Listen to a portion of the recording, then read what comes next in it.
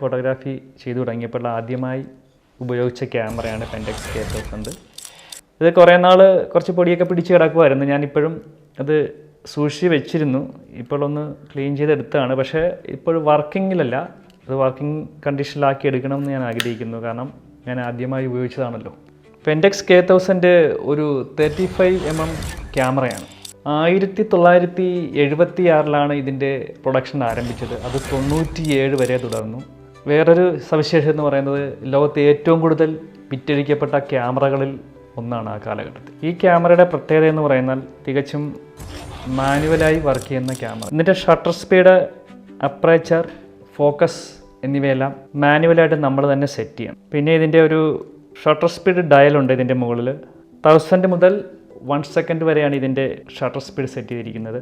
Bulb മോഡും ഉണ്ട്. മാനുവലായി work ചെയ്യുന്ന ഒരു ക്യാമറയാണെങ്കിൽ തന്നെയും ലൈറ്റ് മീറ്റർ പ്രവർത്തിക്കുന്നതിനായി ഒരു ബാറ്ററി ഇതിൻ്റെ ബോഡിയുടെ അടിഭാഗത്തുണ്ട്.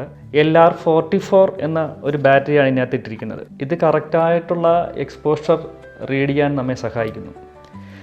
ബാറ്ററി ഇല്ലാതെയും ഇത് പൂർണ്ണമായി പ്രവർത്തിക്കുന്നതാണ്. ഇതുപോലുള്ള ക്യാമറകൾ ഉപയോഗിച്ച് ഫോട്ടോഗ്രാഫി പഠിക്കാൻ തുടങ്ങുന്നത് വളരെ നന്നായിരിക്കും. കാരണം നമ്മളൊരു ഇൻസ്റ്റിറ്റ്യൂട്ടിലോ ഏതെങ്കിലും ഒരു സ്ഥാപനത്തിൽ പഠിക്കാൻ ചെല്ലുകയാണെങ്കിൽ അവിടെ ഇതുപോലുള്ള ക്യാമറകൾ, അത് മാനുവലായി വർക്ക് ചെയ്യുന്ന ക്യാമറകൾ നമ്മളെ പരിചയപ്പെടുത്തിക്കൊണ്ടാണ് ഫോട്ടോഗ്രാഫി അല്ലെങ്കിൽ സിനിമോട്ടോഗ്രാഫി ക്ലാസ്സുകൾ ആരംഭിക്കും. അതുകൊണ്ട് പുതുതായിട്ട് പഠിക്കാൻ ആഗ്രഹിക്കുന്നവർ ഇതുപോലുള്ള ക്യാമറകൾ കിട്ടുകയാണെങ്കിൽ ഇതിൻ്റെ ഫങ്ഷൻസ് ഒന്ന് മനസ്സിലാക്കി ഫിലിം ലോഡ് ചെയ്ത് എൻ്റെ ഷട്ടർ സ്പീഡും അപ്പറേച്ചറും ഒക്കെ ഒന്ന് മനസ്സിലാക്കിക്കൊണ്ട് ഫോട്ടോ എടുക്കുകയാണെങ്കിൽ, വർക്കിംഗ് കണ്ടീഷനിലുള്ള ക്യാമറകൾ കിട്ടുകയാണെങ്കിൽ ഒന്ന് ഉപയോഗിച്ച് നോക്കിയാൽ നന്നായിരിക്കും.